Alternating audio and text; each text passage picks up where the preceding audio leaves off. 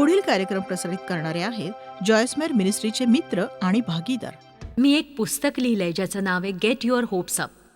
आपण आशेविषयी कितीतरी अद्भुत गोष्टी नक्कीच सांगू शकतो, पण एक गोष्ट मला कळून चुकली आहे जिचा उल्लेख मी माझ्या पुस्तकात केला आहे, ती म्हणजे आशेची ऊर्जा किंवा शक्ती. माझ्या लक्षात आलंय जेव्हा मी आशावादी असते, माझ्या जीवनात काहीतरी उत्तम घडण्याची मी आशा बाळगते, तेव्हा माझ्यामध्ये शारीरिक ऊर्जा वाहायला लागते.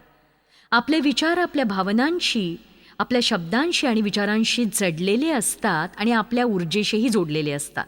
जेव्हा आपण नकारात्मक आणि हीन दर्जाचे विचार करतो तेव्हा ते आपली ऊर्जा शोषून घेतात आणि जेव्हा जेव्हा आपण आशादायी विचार करतो तेव्हा ते ऊर्जा निर्माण करत असतात. बघा, जगामध्ये मनाने थकलेल्या लोकांची संख्या प्रचंड आहे. म्हणजे असं की ते मनाने खचलेले आणि पार गळून गेलेले असतात. आणि ही गोष्ट सगळ्यांच्या बाबतीत घडते असं नाही, पण बऱ्याचदा लोक नकारात्मक विचारांनी ग्रासलेले असतात आणि नकारात्मक गोष्टी त्यांच्या जीवनात घडलेल्या असतात. आणि एक गोष्ट ठाऊक आहे, माझ्या भूतकाळात काहीही का घडलेलं असे ना, तो माझ्या भविष्यकाळावर ताबा ठेवू शकत नाही. आणि म्हणूनच मी हेतुपुरस्सर आशेने भरून माझ्या जीवनात काहीतरी उत्तम घडण्याचा विश्वास बाळगू शकते. आणि बायबल आपल्याला हेच शिकवतं की देवावरच आशा ठेवा, फक्त देवावर. खरं तर देवाची वाट पाहण्याचा अर्थच तो आहे. बायबलमध्ये बऱ्याच ठिकाणी, खास करून विस्तारित बायबलमध्ये, देवाची वाट पाहण्याचा अर्थ दिलाय देवाची आशा धरणं, देवाकडे डोळे लावणं. आणि एक प्रश्न मी विचारते, आज देवाकडून तुमची काय अपेक्षा आहे नक्की सांगा. जर तुम्ही सुखद अपेक्षांनी भरलेले असाल आणि तुम्ही आशादायी असाल तर मी तुम्हाला पैजेवर सांगते, कधी नव्हे इतकी ऊर्जा आज तुमच्यात संचारेल. तर त्याचा अनुभव तुम्ही आज का घेत नाही? चला घेऊया.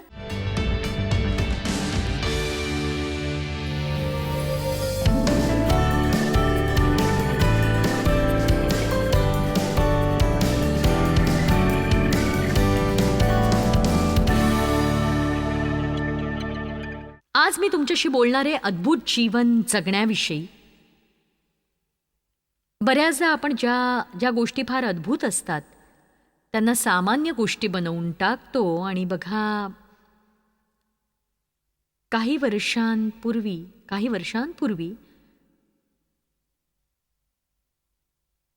3-4 किंवा 5 वर्ष झाली असतील, मी कुरकुरत प्रार्थना करणारी व्यक्ती होते. मला काय म्हणायचं कळलं ना, मी प्रार्थना करायचे पण कुरकुर करत. मी म्हणायचे की प्रभू, जेव्हा मला तुझी नव्यानेच ओळख झाली होती तेव्हा जशी मी उत्साहित असायचे, उकळत असायचे, तशी मी आत्ता का बरं नाहीये, का नाहीये मी. आणि देव माझ्याशी जे बोलला ना ते मी कधीच विसरणार नाही. तो म्हणाला की जॉयस, मी अजूनही त्याच गोष्टी करत असतो, पण तुझ्यासाठी त्या सर्वसामान्य झाल्यात आज.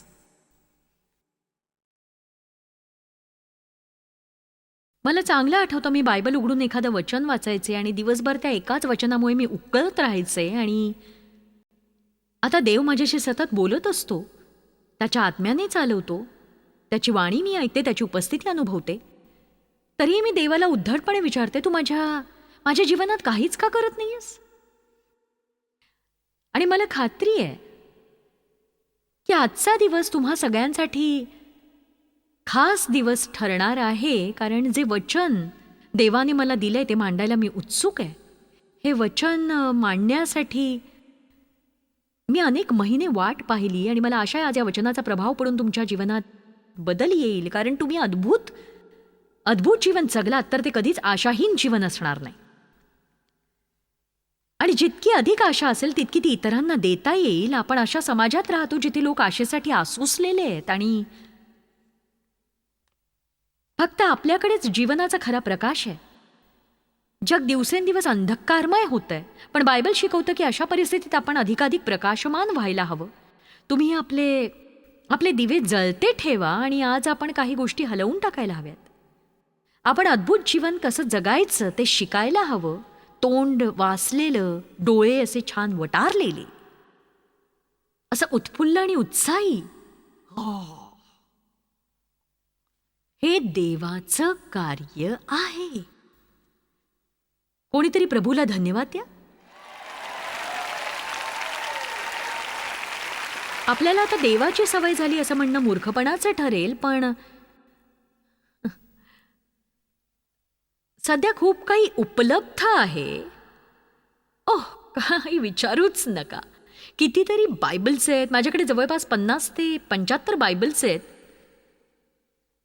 सीडीज DVDsचा तर सगळ्या प्रकारच्या संगीतांचा खच पडलाय अगदी. आणि तुम्ही टीव्हीवर वक्त्यामागून वक्ते शोधत फिरू शकता. ज्यांच्याशी तुम्ही सहमत नाही त्यांची तक्रार करू शकता तुम्ही.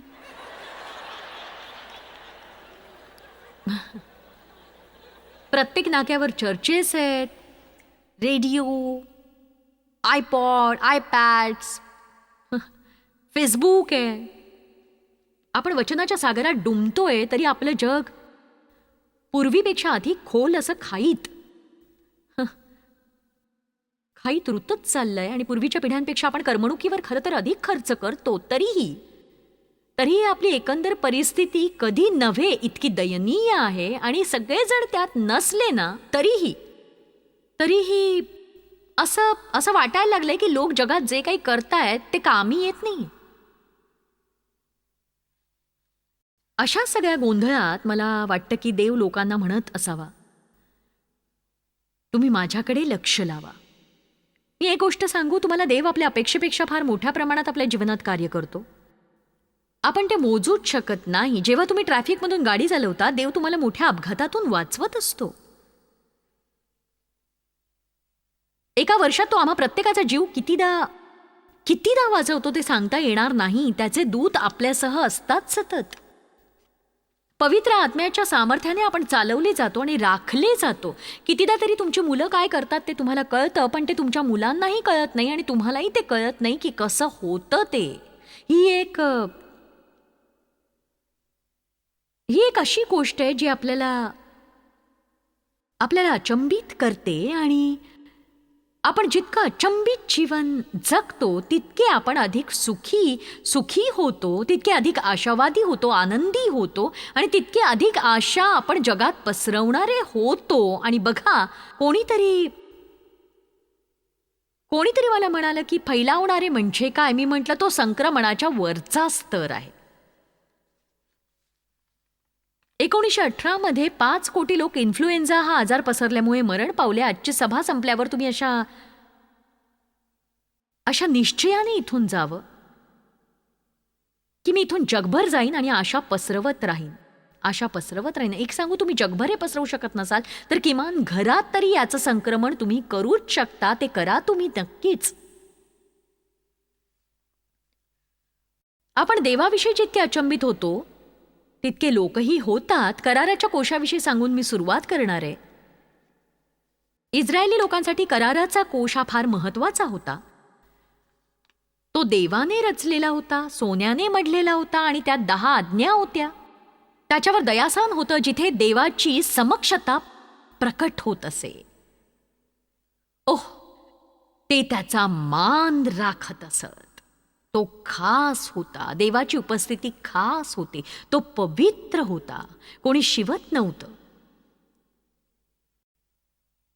मनुष्यांच्या हातांचा त्याला स्पर्श होऊ नये म्हणून त्याच्या दोन्ही बाजूला कड्या असत आणि त्या कड्यांमध्ये दांडे अडकवले जात आणि विशिष्ट लोकांनाच तो वाहून नेता येत असे आणि त्याला कोणी स्पर्श करू नये म्हणून दांड्यांनीच तो वाहत असत. दांड्यांनीच का? कारण देव पवित्र आहे आणि देव इतका पवित्र आहे की प्रभू येशूद्वारे आल्याशिवाय कोणी त्याला स्पर्श करूच शकत नाही. आपण देवाच्या समक्षतेचं भय ठेवायला हवं. खरं तर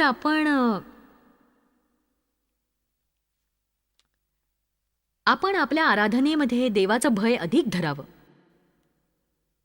देवाच्या समक्षतेचं भय आपण ठेवायलाच हवं. आणि बघा, भक्तीच्या वेळेला इकडे तिकडे जायला लोकांना काहीही वाटत नाही.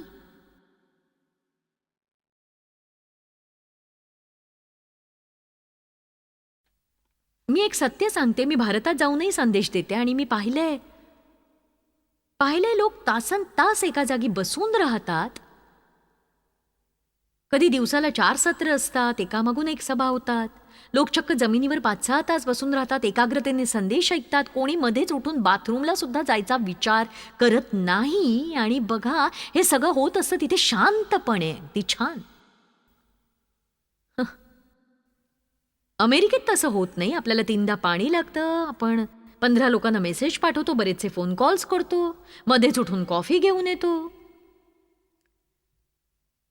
जेव्हा तुमच्याकडे एखाद्या गोष्टीची विपुलता असते तेव्हा अशाच गोष्टी घडतात. लोक देवाचा मान राखत नाहीत, ते गोष्टी गृहीत धरतात ते. इस्रायली लोक आपल्यासोबत सर्वत्र कोष घेऊन जायचे आणि तो कोष म्हणजे देवाची उपस्थिती होती आणि तो नेहमी पुढे असायचा आणि तो त्यांच्या मागे नसायचा, तो नेहमी त्यांच्या पुढे असायचा. यातून काय संदेश मिळतो बरं? देवाने नेहमी नेतृत्व करावं आणि आपण मागे चालावं नेहमी. ते युद्धात त्याला घेऊन जायचे आणि तो पुढे असायचा आणि ते मागे चालायचे. याचा अर्थ ते देवाला अनुसरायचे. जेव्हा ते देवाची आज्ञा पाळायचे ते प्रत्येक युद्ध जिंकायचे. जर तुम्ही देवाला नेतृत्व करू दिलं तो तुमच्या लढाया लढेल.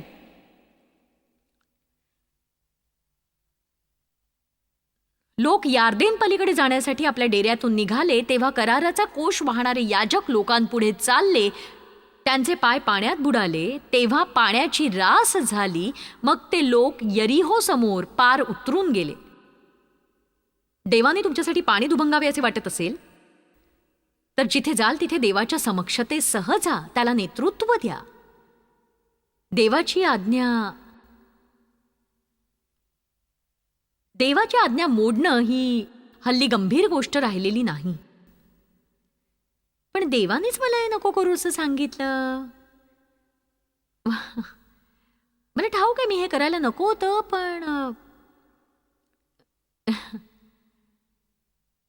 इस्रायल लोकांनी देवाला गृहीत धरलं, ते अतिपरिचित झाले. परिचित या शब्दाचा अर्थ आहे सामान्य, खास नसणं, नेहमीचं, सततचा माणूस. इस्रायल लोकांनी देवाला गृहीत धरलं आणि त्याच्या आशीर्वादांच्या बाबतीत ते अतिपरिचित झाले. त्यांना देवाच्या गोष्टीचं आश्चर्य वाटेनासं झालं. त्यांच्या शत्रूंनी त्यांना पराजित केलं. पलिष्ठ्यांनी त्यांचा कोष पळवून नेला. जेव्हा एली या याजकाने हे ऐकलं तेव्हा धक्का बसून तो गतप्राण झाला.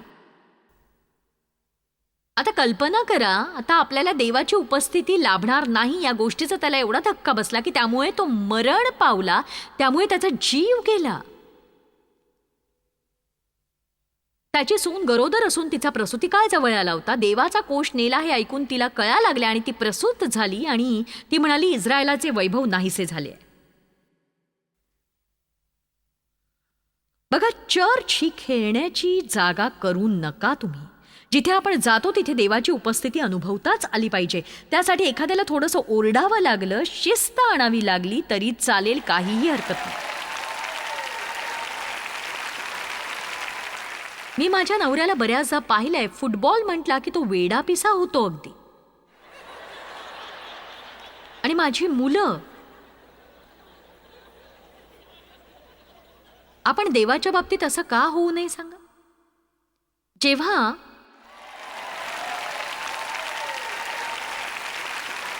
तुम्ही पापात मेला होता तेव्हा त्याने तुम्हाला जिवंत केलं, ताठ मानेनं केलं नाही.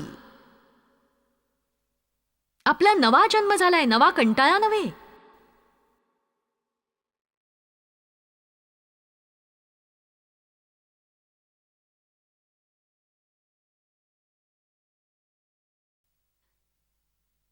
त्या गोष्टींना सर्वसामान्य करू नका ज्या खरं तर खरंच खूप अद्भुत आहेत. अद्भुत. मी काही वर्षांपूर्वी देवाला म्हटलं की प्रभू, तू माझ्या जीवनात असं कार्य कर की माझं तोंड आश्चर्याने अक्षरशः आवासलेलं राहील. मी नित्य अवाक झालेली असेन.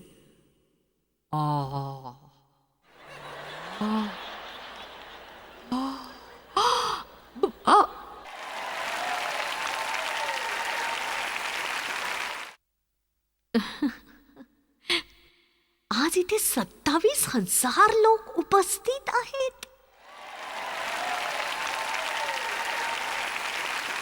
65 लोकांनी सुरुवात झाली होती. आज फुटबॉल डोम लागतं आपल्याला.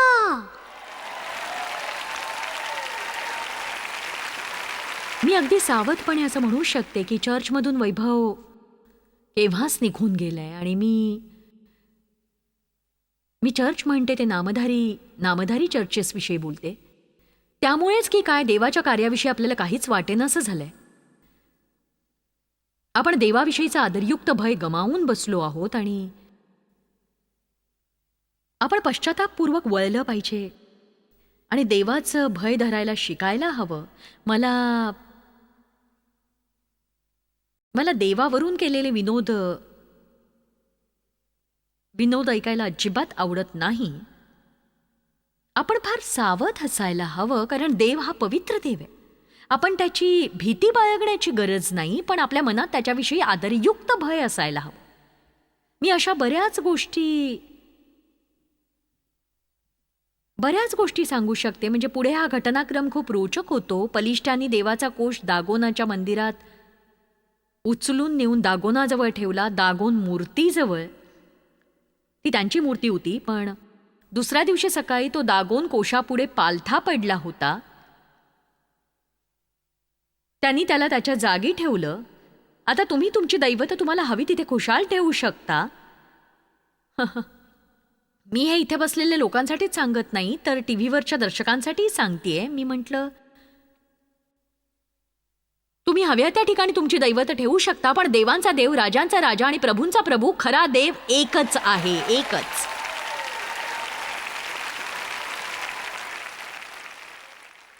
तर त्यांनी त्याला त्याच्या जागी ठेवले आणि दुसऱ्या दिवशी तो फक्त पडलाच नव्हता, तर त्याचे शीर व दोन्ही हात तुटून पडले होते आणि धडच राहिले होते. देव त्यांना काहीतरी सांगत होता. ते मूर्खपणाने वागत राहिले. सर्व नगर उंदरांनी भरले. लोकांना ग्रंथींच्या व्याधीने पिडले. तेव्हा त्यांनी कोशगत येथे नेला. परमेश्वराचा हात त्या नगरावर फार जबर पडला. त्यांच्या अंगावर ग्रंथी उठल्या आणि मग त्यांनी तो एक्रोनला पाठवला. त्यांना गळवे, फोड आणि पिडांनी वेढले. शेवटी 7 महिन्यांनी त्यांनी तो इस्रायलात पाठवला. या देवाच्या बाबतीत आम्ही काय करावं? तो कोश पुन्हा घेऊन जा. त्यांनी तो एका नव्या गाडीत ठेवला. त्याला 2 गायी जुंपल्या. तो कोश त्यांनी गाडीत ठेवला. त्या गायी तो कोश बेतशेमे तिथे घेऊन गेल्या. जेव्हा लोकांनी तो पाहिला तेव्हा ते आनंदित झाले. त्यांना हर्ष झाला. पण एक सांगू, त्यांनी कोशाचा अपमान केला आणि त्याचे निरीक्षण केले. त्याला हात लावला आणि बरेच लोक मरून पडले. शेवटी तो अभिनादाबाच्या घरी आणण्यात आला, जिथे तो सुमारे 100 वर्ष होता. आता या 100 वर्षांच्या काळात काय घडलं? लोकांना त्याची सवय झाली. हे कोश. कदाचित त्या घरात जेव्हा तो आणला असेल तेव्हा लोक रोमांचित झाले असतील.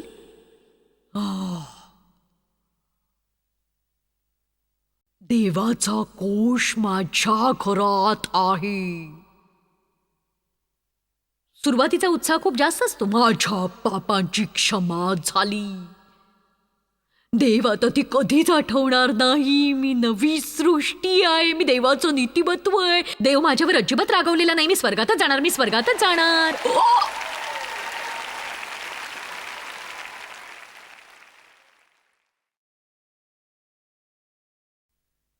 आणि मग काही आठवड्यानंतर, देवा तू माझ्या जीवनात काहीच का करत नाहीयेस? मला कळत नाही. जर तू काही केलं नाहीस तर मी असं जीवन फार काळ जगू शकणार नाही असं वाटतंय.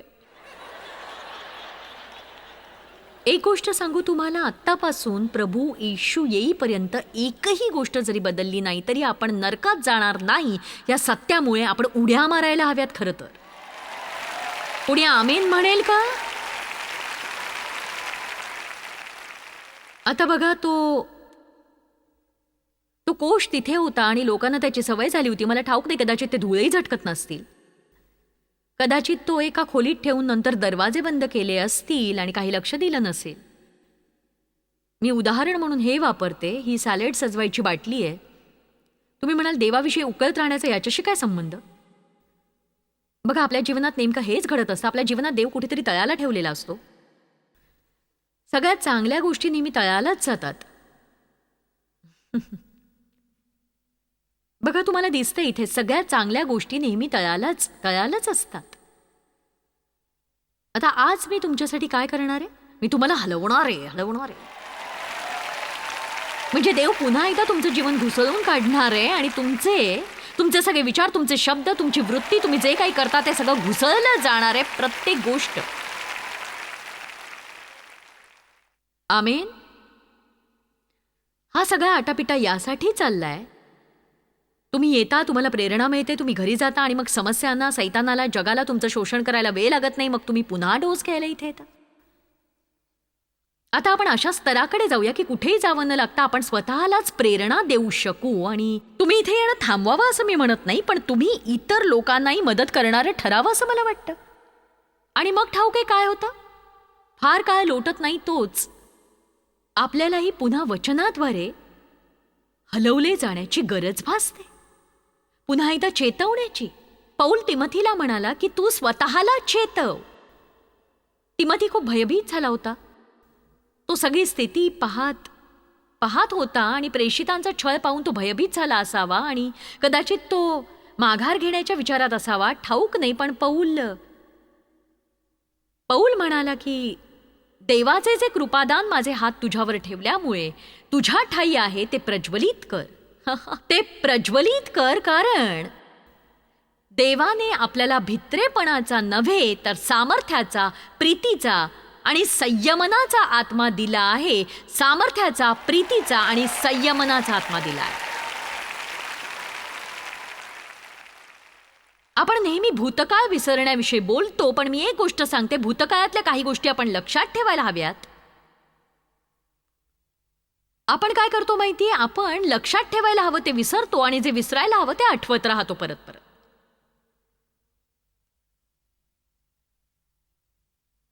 म्हणजे मी फक्त बसून माझ्या वडिलांनी माझं कसं शोषण केलं ते आठवत बसता कामा नये, तर मी हे आठवायला हवं की माझ्या गुंतागुंतीतून देवाने मला कसं सोडवलं, बाहेर काढलं.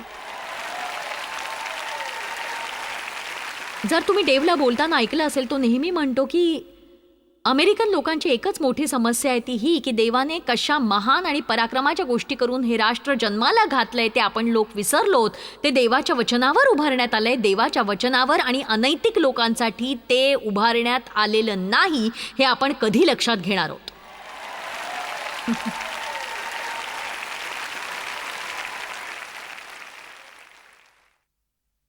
हो बापरे, मी चांगलेच वागेन.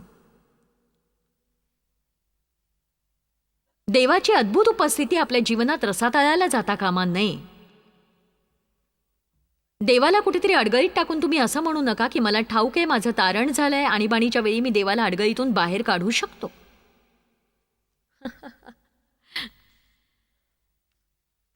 मला खूप कंटाळा येतो जेव्हा लोक मला येऊन सांगतात की त्यांच्या जीवनाचं कसं पतन झालेलं आहे आणि कशा समस्या निर्माण झाल्या, आणि हे तेच लोक होते जे एकेकाळी विजयी जीवन जगत होते, पण कालांतराने असं झालं त्यांनी वचनात वेळ घालवणं थांबवलं, देवासह वेळ घालवणं थांबवलं, त्यांनी विश्वासणाऱ्यांसह चर्चला जाणं थांबवलं, आणि इथे पुन्हा समस्या येते. एक सांगू तुम्हाला, ज्या गोष्टी तुम्ही गमावल्या त्या पुन्हा मिळवण्याचा एकच मार्ग आहे, तो म्हणजे आधीच्या गोष्टी पुन्हा पुन्हा करत राहणं, पुन्हा पुन्हा. आमेन.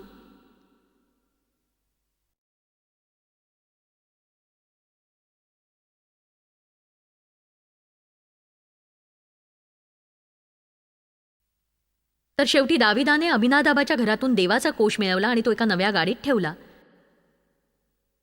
आणि ते गाडी हाकत दाविदाच्या नगरात घेऊन आले. पण त्यांनी कोश वाहून नेण्याच्या आधीच्या सूचनांचं पालन केलं नव्हतं. तुम्ही देवाला गाडीत बसवून इकडे तिकडे फिरवू शकत नाही.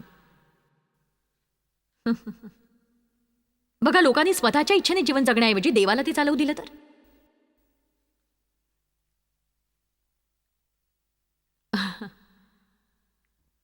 कित्येक लोकांनी स्वतःच्याच इच्छेने जीवन जगण्याऐवजी देवाला ते चालवू दिलं ना तर त्यांचं भलं होईल. आता नीट ऐका, पवित्र आत्म्याच्या सहज, सुलभ आणि सुंदर सूचनांचं पालन करायला शिका तुम्ही. नक्कीच तुम्ही स्वतःचं जीवन चालवलं तर ते मार्गी लागणार नाही. मला वाटतं देवाने आपल्यासाठी जो उद्धार सिद्ध केला आणि त्यासोबत इतर अब्जावधी गोष्टी केल्या त्यावर आपलं लक्ष केंद्रित करून आपण प्रत्येक दिवस अचंबित होऊन जगायला हवा. त्यासोबत देवाची हस्तकृती आपल्या अवतीभोवती आहे आणि आपण विस्मित होऊन त्याविषयी विचार करायला हवा. तुला पळवून लावू शकाल. जॉयस्मायर मिनिस्ट्रीज करता तुम्ही खूप मौल्यवान आहात. आम्हाला तुमचं कौतुक आहे आणि जगभरामध्ये हे सेवा कार्य शक्य करण्याकरता आम्ही आमच्या मित्रांचे आणि पार्टनर्सचे आभारी आहोत. आम्ही एकत्रितपणे भुकेल्यांना खाऊ घालतो, गरिबांना वस्त्र देतो आणि राष्ट्रांना सुवार्ता सांगतो. तुमच्या प्रार्थनेच्या विनंती करता आमच्याविषयी आणखी माहिती मिळवा. जॉयसच्या कॉन्फरन्सच्या तारखा पहा आणि ख्रिस्ताची प्रीती जगभरामध्ये पसरवण्याकरता आमचे सहभागी व्हा.